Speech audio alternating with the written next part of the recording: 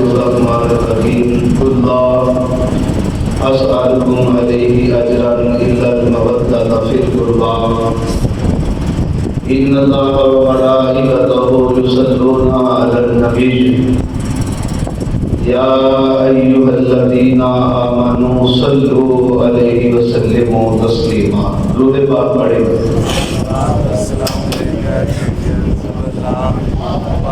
صلاۃ والسلام علیک یا سیدی یا رسول اللہ وعلی آلہ واصحابہ یا سیدی یا رحمۃ للعالمین. جو بھی صلاۃ والسلام علیک یا سیدی یا رسول اللہ وعلی آلہ واصحابہ یا حبیب اللہ. اللہ رب العزت کا لاکھ لاکھ شکر ہے کہ جس نے ہمیں اشرف المخلوقات انسان پیدا فرمایا، اس کے بعد اپنے پیارے محبوب طالب و مطلوب آقا نامدار مدنی تاجدار عرب و عجم احمد مجتبیٰ محمد مصطفیٰ صلی اللہ علیہ وسلم کی امت میں پیدا فرمایا. شاہ اصل حسین، بادشاہ اصل حسین، دین اصل حسین، دین بنا اصل حسین، سردار نادار دست در دست یزید، حقا کے بنا الہ اصل حسین. نو محرم الخراب ہے. اسلامی تاریخ کا بہت بڑا واقعہ کربلا 10 محرم کو پیش آیا.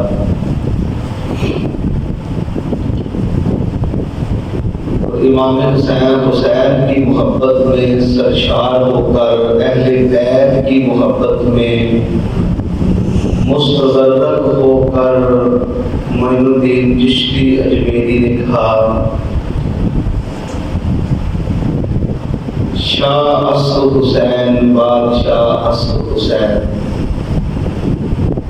سردار بھی حسین ہیں اور بادشاہوں کے بادشاہ بھی حسین ہیں. آگے فرماتے ہیں دین اصل حسین، دین بھی حسین ہے اور دین پناہ اصل حسین، دین کو پناہ بھی میرے حسین نے دی ہے.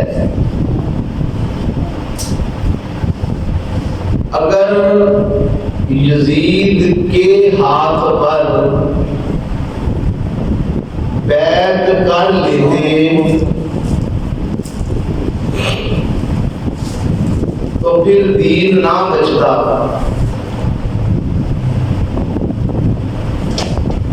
اپنے ہاتھوں کو یزید کے ہاتھوں میں نہ دیا، سر داد نہ داد دست یزید، سر کو کٹوا دیا لیکن اپنے ہاتھوں کو یزید کے ہاتھوں میں نہ دیا. لوگ ہاتھ دے دیتے ہیں سر بچا جاتے ہیں. امام حسین نے سر کٹوا دیا لیکن ہاتھ نہیں دیا، نہیں بیعت کی ہے. اور کائنات کے اندر جتنی دنیا امام حسین کی خاطر روئی ہے شاید ہی کسی کے لیے کوئی دنیا میں رویا. اس لیے کہتے ہیں کہ لوگوں نے نبی ہونے کا دعویٰ بھی کیا، لوگوں نے اللہ ہونے کا دعویٰ بھی کیا. فرعون نے کیا، نمرود نے کیا، مسیلمہ کذاب نے نبی ہونے کا دعویٰ کیا، نبوت کا بھی دعویٰ ہوا، خدا کا بھی دعویٰ ہوا، لیکن تاریخ گواہ ہے کہ آج تک کسی نے یہ نہیں دعویٰ کیا کہ میں حسین ہوں.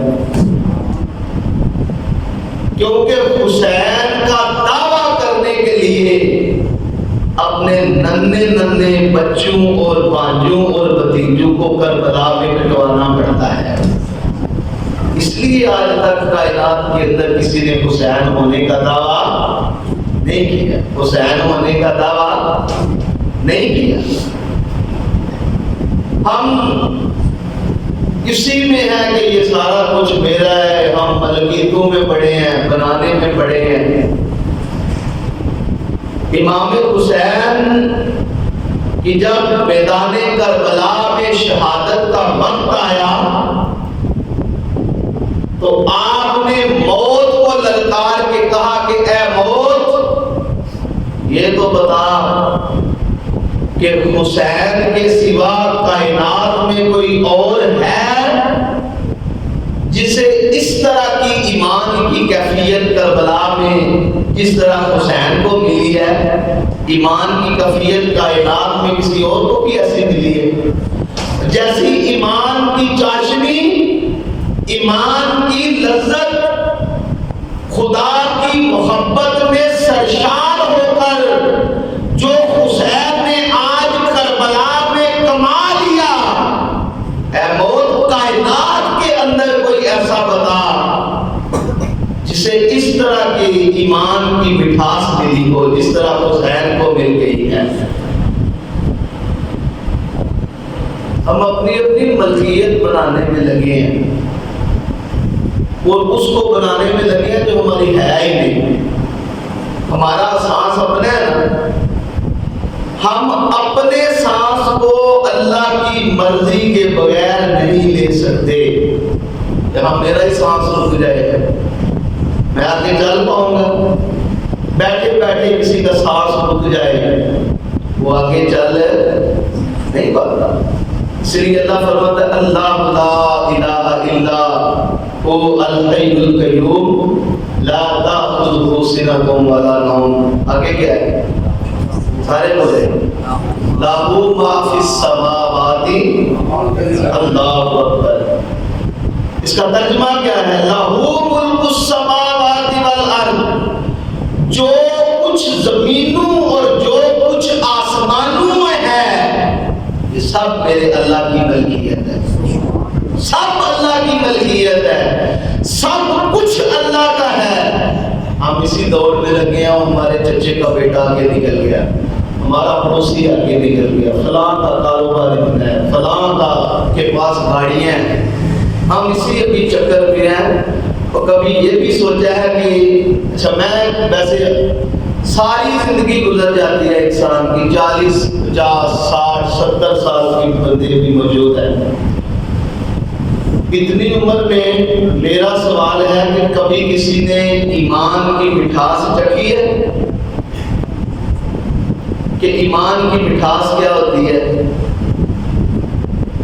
یہ امام حسین کو پوچھیں کہ کربلا میں ایمان کی مٹھاس کیسی تھی، حلاوت کیسی تھی؟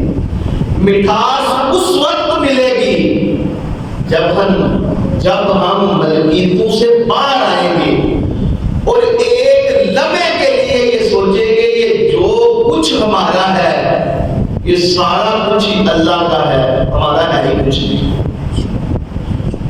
جب یہ سوچ پیدا ہوگی نا پھر آیت الکرسی کا ترجمہ بھی آ جائے گا، لہ ملک السماوات والارض، جو کچھ زمینوں اور آسمانوں میں ہے سب کس کا ہے؟ اللہ کا ہے۔ تو یہ عملی تصویر بن کے میرے حسین نے لوگوں کو بتایا، قرآن کی عملی تفسیر بتائی کہ لوگوں یاد رکھو امام حسین نے اتنا توکل تھا، اتنی ایمان کی خلابت اور مٹھاس تھی، بانجوں کو اپنے بازوں اور کندھوں پہ اٹھا کے کہہ رہے ہیں انا للہ و انا الیہ راجعون۔ بیٹوں کو اٹھایا کہا انا للہ و انا الیہ راجعون۔ توکل تھا، ایمان کی چاشنی تھی، اور سارا کچھ کرنے کے بعد جب زینب کے سر پہ ہاتھ رکھا اور کہا کہ الوداع زینب، اب حسین کربلا کے میدان میں جا رہے ہیں، تو بیویاں رو پڑی، انہوں نے کہا کہ سب کچھ تو قربان ہو گیا حسین، اگر تو بھی چلا گیا تو یزید کی فوجیں تو ہمیں بھی نہیں چھوڑیں گی، مستورات کی طرف دوڑے گی۔ آپ نے فرمایا میں اسی رب کے حوالے کر کے جا رہا ہوں، یہ توکل دیکھیں، ایمان دیکھیں۔ جب ابراہیم علیہ السلام نے تنے تنہا اپنی بیوی اور بچے کو جنگل میں چھوڑ کے کہا کہ تجھے رب کے سپرد کر کے جا رہا ہوں، حسین بھی آج کہتا ہے کہ تمہیں اپنے رب کے سپرد کر کے جا رہا ہوں، یہ توکل تھا۔ اس لیے کہا کہ شاہ است حسین بادشاہ است حسین، دین است حسین دین پناہ است حسین۔ معین الدین چشتی اجمیری نے کہا کہ دین بھی حسین ہے اور دین کو بچانے والے بھی حسین ہیں۔ اللہ اکبر۔ حقہ کے بنائے لا الہ است حسین، اور کہا یہاں تک کہ کلمے کو اگر کسی نے بچایا ہے تو وہ حسین کی ذات نے بچایا ہے۔ اگر یزید حکومت کر جاتا اور حسین بیعت کر لیتے، دین ختم ہو جانا تھا۔ کہ حسین نے اپنے نانے کے دین کو بچا لیا ہے۔ اس لیے میری یہ نصیحت ہے اور میری ریکویسٹ بھی ہے کہ مرتے مر جانا، نبی کے اہل بیت سے مرتے دم تک محبت کبھی چھوڑنا نہ۔ بڑا کمال کا گھرانہ ہے، بڑا کمال کا گھرانہ ہے۔ حدیث مبارکہ سنیے، اسامہ بن زید بن ارقم کی پہلے حدیث مبارکہ سنیے۔ حضور علیہ السلام نے فرمایا کہ لوگوں میں تمہارے درمیان دو چیزوں کو چھوڑ کے جا رہا ہوں۔ ترمذی شریف کی حدیث مبارکہ ہے، لوگوں تمہارے درمیان دو چیزوں کو چھوڑ کے جا رہا ہوں، ان دو چیزوں کو مضبوطی سے تھام لینا، تم کبھی گمراہ نہیں ہوگے۔ کون سی؟ فرمایا ایک قرآن، اور فرمایا دوسری میری اہل بیت کی محبت۔ سیاہ ستہ کی حدیث مبارکہ ہے، یہ یاد بھی کرنی ہے۔ زید بن ارقم نے بھی یہ نقل کی کہ حضور نے فرمایا دو چیزیں چھوڑ کے جا رہا ہوں، ایک قرآن اور ایک اہل بیت کی محبت، جس نے ان کو تھام لیا وہ گمراہ نہیں ہوگا۔ اب یہ سوال ہے، جب قرآن ہر دکھ کی دوا بھی ہے، ہر درد کا مداوا بھی ہے، ہر مرض کی شفا بھی ہے، قرآن کافی ہے، قرآن دافی ہے، قرآن شافی ہے، قرآن کافی ہے، قرآن شافی ہے، ہر مرض کا علاج ہے، ہر مشکل کا حل ہے، ہر بیماری کا علاج ہے، ضیاء بھی ہے، نور بھی ہے، روشنی بھی ہے، حق اور باطل کے درمیان فرق کرنے والا ہے، ظلمتوں کو مٹانے والا ہے، ہر مشکل کا حل لے کے جب قرآن آیا تو قرآن کافی نہیں تھا کہ اللہ کے رسول یہ فرما دیتے تم قرآن کو تھام لینا، تمہارے لیے قرآن ہی کافی ہے، جبکہ ہر درد کی دعا قرآن ہے۔ ساتھ یہ فرمایا کہ میرے اہل بیت کو بھی تھام لینا، تب تم نے کامیاب ہونا ہے۔ مطلب کیا؟ ہر ایک چیز کی ایک تھیری ہوتی ہے، تھیوری۔ اب اس کا نیا ورڈ تھیری آ گیا، تھیری ہوتی ہے، ایک عملی تصویر ہوتی ہے۔ ہمارے دین کی جو تھیری ہے وہ قرآن ہے، اور ہمارے دین کی عملی تصویر اگر کسی نے دیکھنی ہے تو وہ کربلا کے میدان میں امام حسین کے کردار کو دیکھیں۔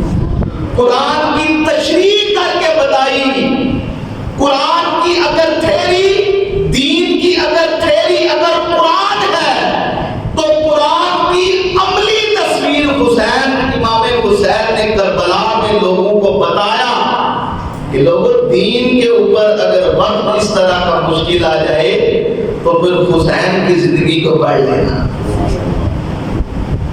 حضرت اسامہ بن زید رضی اللہ تعالیٰ عنہ کہتے ہیں کہ مجھے کوئی حاجت تھی، میں حضور کے پاس اپنی حاجت کو پورا کرنے کے لیے گیا۔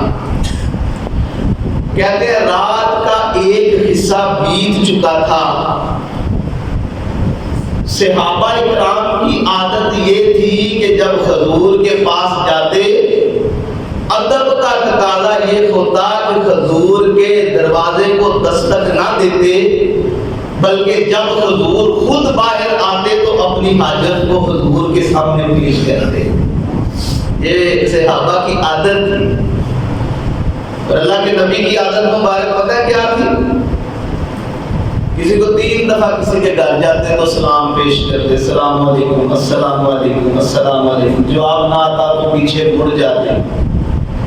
ایک صحابی کے گھر گئے تو دستک دی، السلام علیکم، انہوں نے سن لیا لیکن آہستہ آواز سے کہا وعلیکم السلام، دل میں کہہ دیا۔ حضور نے پھر کہا السلام علیکم، پھر انہوں نے دل میں کہہ دیا۔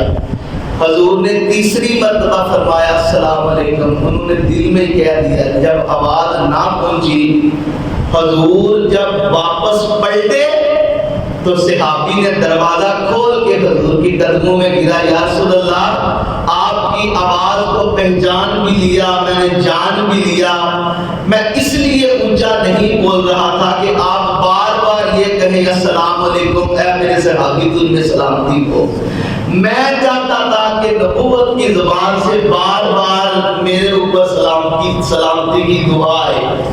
تو یا رسول اللہ میری نیت یہ تھی۔ تو اسامہ بن زید، میں نے آپ کو بتایا صحابہ کرام دستک نہ دیا کرتے تھے، حضور خود جب باہر آتے اپنی حاجت کو لوگ پیش کرتے، لیکن بعض اوقات ناگزیر حالات میں کوئی ایسی ایمرجنسی بن جاتی تو دروازے کو کھٹکھٹانے کی ضرورت پڑ جاتی۔ تو امام بخاری نے کہا کہ صحابہ کرام پھر دروازے کو پتہ کس طرح دستک دیتے؟ امام بخاری فرماتے ہیں کہ اپنی انگلیوں کے ناخنوں کے ساتھ تھوڑا سا اس طرح کرتے۔ یہ نہیں کہ کسی کے گھر میں جائیں تو دروازے کو آپ توڑ کے رکھ دیں اور آوازیں دینا شروع کر دیں، یہ اخلاقیات سے باہر چلی جاتی ہے۔ دین نے ہمیں جو اخلاق بتایا ہے، امام بخاری کہتے ہیں کہ صحابہ کرام حضور کے دروازے پہ دستک اپنی انگلیوں کے ناخنوں کے ساتھ تھوڑی سی آواز میں دیتے کہ اگر حضور سن لیتے ہیں تو باہر آ جاتے۔ اسامہ بن زید کہتے ہیں کہ میں نے انگلیوں کے ناخنوں سے دستک دیا۔ اللہ اکبر، حضور تشریف لائے تو سخت سردی تھی۔ آپ فرماتے ہیں کہ حضور نے ایک چادر اوڑھی ہوئی تھی، ایک بکر سا ایک چادر سی اوڑھی ہوئی تھی۔ تو میں نے حضور کو حاجت میں جو بھی میرا سوال تھا، میرا مسئلہ تھا، میں نے بتایا۔ اللہ کے نبی نے میری حاجت کو پورا کیا۔ میں نے دیکھا کہ جو حضور نے چادر اوڑھی ہے نا، اس چادر میں تھوڑی سی جنبش ہو رہی ہے۔ تو میں نے کہا یا رسول اللہ میرے سوال کا جواب تو مل گیا، لیکن آقا یہ جو آپ نے چادر اوڑھی ہوئی ہے اس میں جنبش کیسی؟ تو اسامہ بن زید کہتے ہیں کہ اللہ کے رسول نے جب چادر کو کھولا تو میں نے دیکھا کہ ایک طرف حسن ہے اور دوسری طرف حسین ہے، ایک پہلو میں حسن ہے اور دوسرے پہلو میں حسین ہے۔ اور اسامہ بن زید کہتے ہیں اللہ کے رسول نے فرمایا کہ اے اسامہ بن زید، یہ حسن اور حسین سے اللہ کا رسول پیار کرتا ہے۔ جو بندہ اے اللہ میں دعا کرتا ہوں کہ تو بھی حسن اور حسین سے پیار کر، اور جو میرے حسن اور حسین سے پیار کرے اے اللہ تو بھی اس بندے سے پیار کرنا شروع کر دے۔ یہ تھی اہل بیت کی محبت۔ حضور نے تلقین کی ہے حسن اور حسین کی محبت کا، اس لیے نصیحت ہے مرتے مر جانا، نبی کے گھر والوں سے پیار ضرور کرنا۔ ایک اور حدیث مبارکہ سن لیں، چھوٹی سی کر دیتا ہوں، شارٹ کر دیتا ہوں۔ حضرت حذیفہ بن یمان ان کو کہتے تھے رازدان مصطفیٰ حضور اپنی راز کی باتیں بتایا کرتے تھے. مسجد نبوی کے پاس ہی گھر تھا. ماں کے بڑھاپے کی وجہ سے رات کی نمازیں حضور کے پاس روک دیتی کہ ماں بوڑھی ہے, جماعت کے ساتھ نماز پڑھنے کے روک دیتی. اکثر ماں بوڑھی تھی, بیمار تھی, بڑھاپے کی وجہ سے آپ رات کی نمازیں حضور کے پاس نہیں پڑھتے. دل للچایا نا, حضور سے پیار کرتا, ماں کو لالچ دی ہے, ماں کو لالچ دی کہ اماں جان مجھے اجازت دے, میں مغرب کی نماز آقا کے پاس پڑھ کے آتا ہوں, آپ کی بھی بخشش کی دعا کروا کے آتا ہوں, اپنی بھی بخشش کی دعا کرواتا ہوں. ماں کو جب لالچ ملی نا تو ماں نے کہا جاؤ بیٹا حضور کے پاس مل لاؤ جا کے. بوڑھی تھی نا. حضرت حذیفہ بن یمان کہتے ہیں میں گیا, مغرب کی نماز پڑھی, دل میں ہے کہ حضور سے دعا کروانی ہے. تو مغرب کی نماز میں نے پڑھی, حضور نے نماز پڑھی تو نفل ادا کرنے شروع کر. اتنے نفل پڑھے کہ عشاء کا ٹائم ہوا, عشاء کا ٹائم ہوا, عشاء کی نماز کھڑی ہو گئی. اور میرے دل میں یہ ہے کہ ماں سے اجازت تو ایک نماز کے لیے ہے, دوسری نماز کا ٹائم بھی ہو, جو دعا کے لیے آیا وہ دعا بھی نہیں کروائی, کس طرح پوری ہوگی بات میری. کہتے ہیں کہ عشاء کی نماز پڑھی تو حضور نے نماز پڑھتے فوراً مسجد سے باہر جانے کی کوشش کی. تو میرے دل میں لالچ تھی, میں بھی حضور کے پیچھے تیزی کے ساتھ چلا کہ میں نے بھی تو دعا کروانی ہے نا. تو حضور نے جب یہ قدموں کی آہٹ سنی تو پوچھا کہ پیچھے کون ہے, حذیفہ ہے. حذیفہ کو کہا کہ حذیفہ اللہ تیری بھی بخشش کرے, تیری ماں کی بھی بخشش کرے, تیرا سوال کیا ہے. اللہ اکبر. حذیفہ نے ابھی سوال نہیں کیا, میرے نبی نے حذیفہ کو چلتے دیکھ کر یہ فرمایا کہ اے حذیفہ تیری ماں کی بھی اللہ بخشش کرے, تیری بھی اللہ بخشش کرے, تیرا سوال کیا ہے. حضرت حذیفہ کہتے ہیں میں نے سوال سے پہلے میرے سوال کا جواب اللہ کے رسول نے دے دیا. میں لب کیا کھولتا, حضور نے پہلے میرے دل کی بات جان لی ہے. تو حضور علیہ الصلوۃ والسلام سے کہا میری یہ دعا تھی, وہ دعا آپ نے دے دی ہے. تو یا رسول اللہ اتنی چلنے میں تیزی کیا ہے. اللہ کے رسول نے فرمایا حذیفہ آسمان سے نا آج پہلی دفعہ, زندگی میں پہلی دفعہ آج ایک فرشتہ آسمان سے زمین پہ آیا, اس سے پہلے کبھی نہیں آیا. اور اس فرشتے نے مجھے آ کے کہا کہ یا رسول اللہ آپ کو مبارک ہو, آپ کے حسن اور حسین کو اللہ نے جنتی نوجوانوں کا سردار بنا دیا, آپ کی بیٹی کو جنتی عورتوں کا سردار بنا دیا. میں بھاگ کے اس لیے جا رہا ہوں, بیٹی کو جا کے بتاؤں کہ خوشخبری ہے, اللہ نے تیرے بیٹوں کو جنتی نوجوانوں کا سردار بنا دیا ہے.